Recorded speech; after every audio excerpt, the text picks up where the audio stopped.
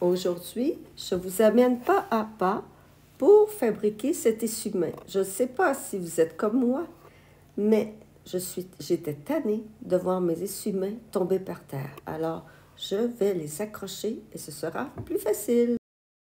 Je vous montre comment confectionner un essuie-main. Alors, cet essuie-main qu'on peut accrocher et qui est très utile dans nos cuisines ou encore dans notre salle de bain.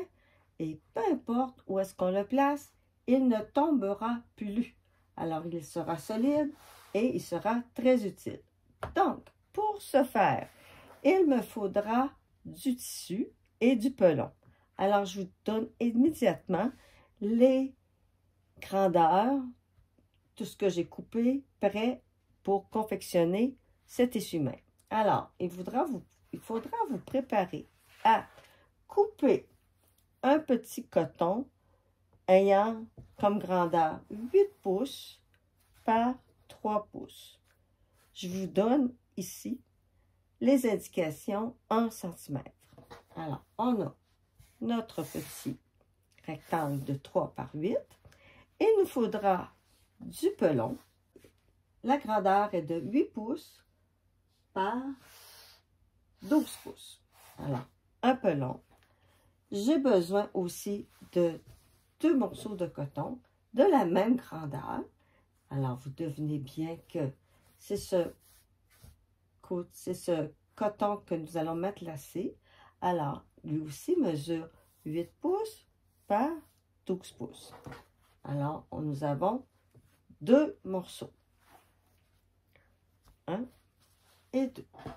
Et pour terminer, j'ai pris ici un coton gaufré, genre nid d'abeille, qui est très utile parce que il imbibe bien.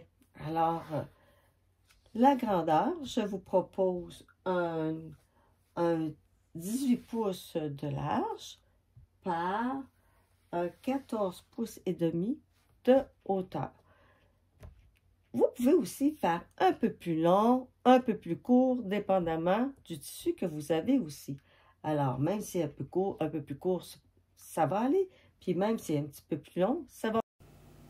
Il est aussi possible d'utiliser une serviette déjà du magasin. Alors, il s'agit tout simplement de la couper à la longueur désirée. Ici, moi, j'ai choisi de la couper à 14 pouces et demi. Et l'avantage ici, c'est que je n'aurai pas besoin de finir les bords de la serviette. Alors, c'est une façon de récupérer des serviettes, des fois, que l'on veut, de la maison que l'on veut utiliser. Alors, on est prêt à commencer? Alors, pour débuter, je vais prendre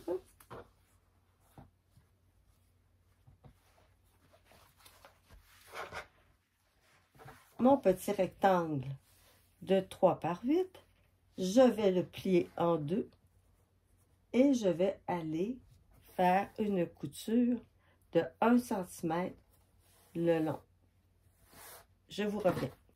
Alors, ma couture est faite.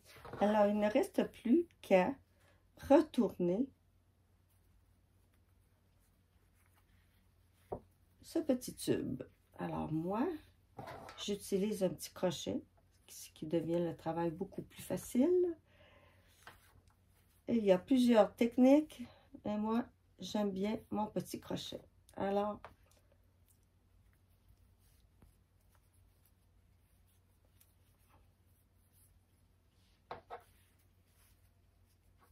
on retourne le tout.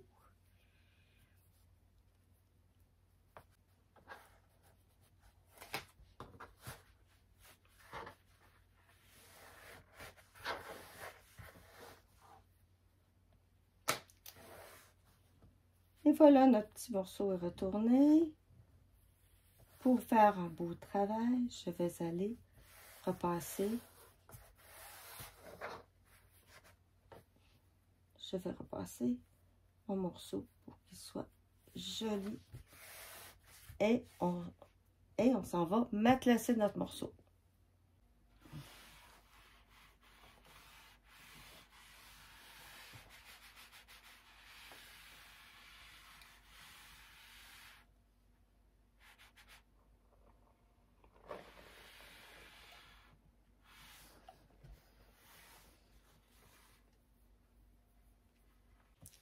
Alors, pour faire un matelassage bien droit, bien égal, j'utilise ce petit appareil. Alors, le petit appareil ici, ce petit outil, je vais tout simplement le fixer à ma machine.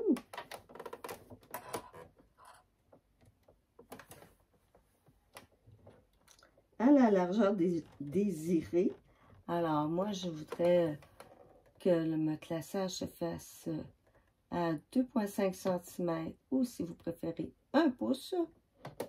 Et je n'aurai qu'à suivre l'indication sur ici.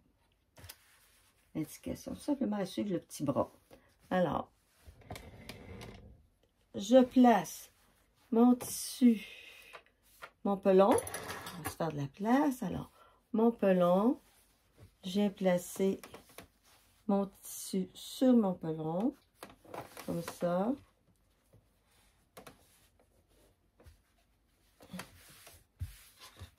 Et pour qu'il soit quand même solide, je vais épingler à quelques endroits pour pas que mon pelon et mon coton glissent. Notre première couture est facile.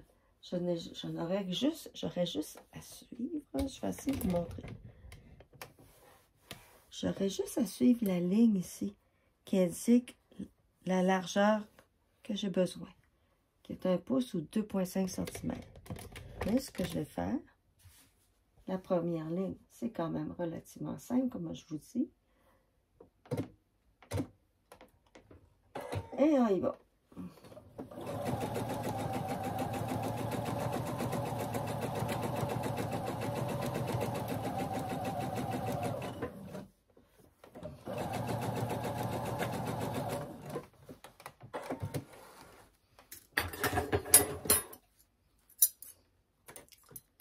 Et je vais suivre, quand je vous dis mon petit outil, combien il est utile. Regardez, vous ne voyez pas beaucoup, je crois. Mais ici, on a notre couture. Alors, je n'ai qu'à placer mon petit outil sur la ligne de couture. Et il fait exactement le pouce ou le 2 cm et demi que j'ai besoin. Alors, je vous montre ça. Regardez. Alors, ici, j'ai 1 pouce ou 2 cm et demi. La même chose ici. Alors, je vais faire ça tout le long et je vous reviens. Après avoir matelassé mon petit morceau de coton, je vais prendre soin de terminer, de faire les bordures de mon coton gaufré. Alors, pour que la couture se passe bien, je commence par repasser la bordure.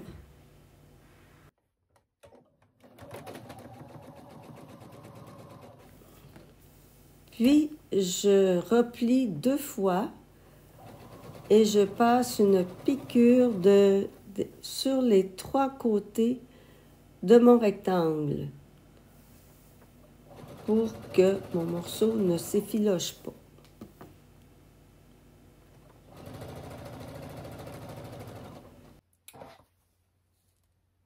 Donc, j'ai fait une finition de chaque côté, ainsi qu'en bas. Alors là, maintenant, je prends tout simplement mon rectangle. Je vais plier en 2 pour trouver le centre. Je vais faire une petite encoche. Et je vais faire la même chose avec mon morceau que j'ai, que j'ai matelassé. Alors voici, j'ai ma petite encoche. Bon, ça y est. Je vous montre des choses qui ne sont pas vraies. C'est pas bien coupé. Alors voilà. Alors, je fais une petite encoche pour montrer le centre. Et j'ai fait une petite encoche ici aussi pour marquer le centre. Alors, tout simplement, je vais essayer de répartir mon tissu qui va essuyer sur la largeur ici, sans oublier de laisser 1 cm de chaque côté pour la couture. Alors, je viens placer directement mon... Ça irait mieux avec des petites pinces. Alors, je viens placer le centre ici. Et là, vous voyez, ça dépasse. Alors, le but de ça, c'est de rentrer. Moi, je prends tout simplement la mesure sur le bord ici, environ un petit peu plus qu'1 centimètre pour que ça soit plus facile. Plus facile de me retrouver sur ma... Moi, j'aime bien entre 1 cm et 1,5 cm. Et je vais faire un petit pli ici. Je plie le surplus vers l'intérieur, comme ça.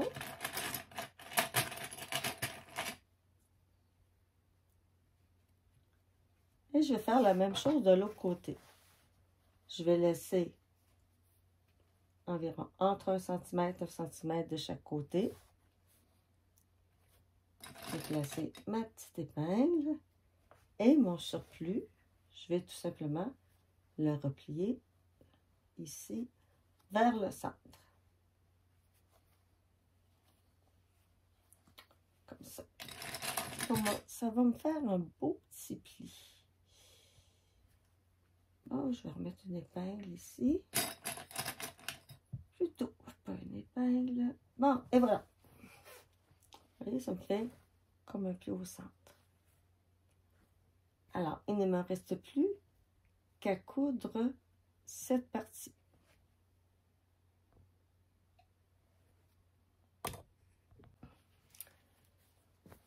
Donc, j'ai fait ma couture. Et il faut faire attention aussi de mettre notre tissu endroit contre endroit. Alors, avec la petite pince, le petit pli, j'ai fait quand même une couture à 5/8 de pouce, ou si vous préférez 1,5 cm, parce que vous allez avoir après, ça vous donne un petit peu plus de jeu pour faire la suite. Alors, si je déplie, on voit que ça l'avance bien. Bientôt, on aura terminé. Il ne nous reste plus qu'à poser notre petite languette à 3 pouces et demi. Pardon, non, je vais dire 1 pouce et demi. On vient la placer à 1 pouce et demi de hauteur. Chaque côté, je pense. On va la fixer avec. On va mesurer pas qu'elle soit droite. Alors, comme elle est ton sur ton, c'est pas toujours évident à vous regarder, mais si je vous montre ça comme ça, on la voit. Alors, 1 pouce et demi, ou si vous préférez 3 cm, et je viens placer notre autre morceau de 8 par 6, 8 par 12, pardon. Alors, vous voyez, j'avais fait plusieurs essais, alors je me trompe dans mes vieux chiffres. Alors, on vient la placer endroit contre endroit. J'épingle tout le tour. Je vous reviens. Alors, je mets mes petites pinces tout le tour. Ici, en bas. Alors, ce que je vais faire, je vais prendre le temps de retourner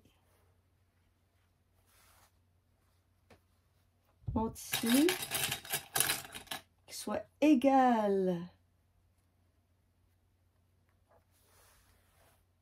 Je m'organise, soit égal à l'autre côté.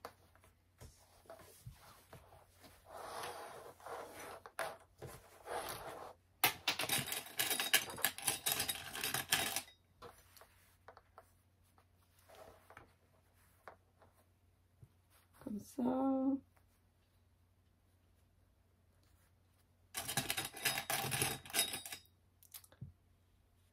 Et je m'en vais faire une couture de la même largeur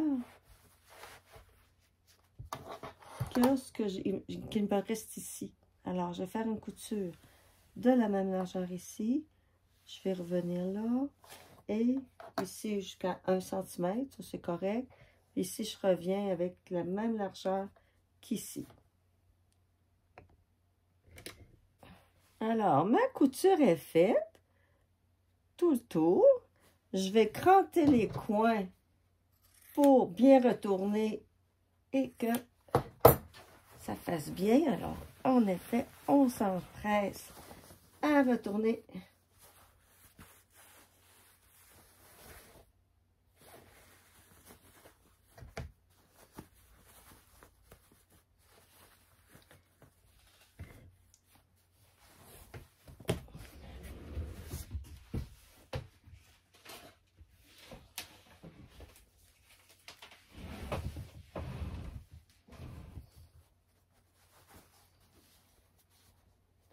Je m'organise pour avoir des beaux coins. Bon, voilà. Alors ici, on a toujours notre côté matelassé. On a notre belle petite languette. Notre tissu est bien fixé. Et là, il ne nous reste plus qu'à terminer, à fermer ça ici. Alors, pour tout simplement le remettre et l'épingler vis-à-vis de la couture. Épingler, c'est très bien que j'ai des épingles.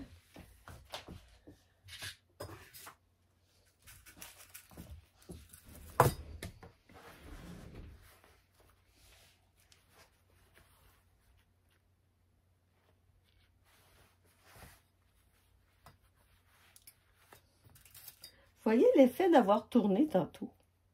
Ça prépare à venir le fixer. On n'a pas à plier à l'intérieur, c'est déjà fait. Bon, il va y avoir de petit ménage de fil à faire. Voilà.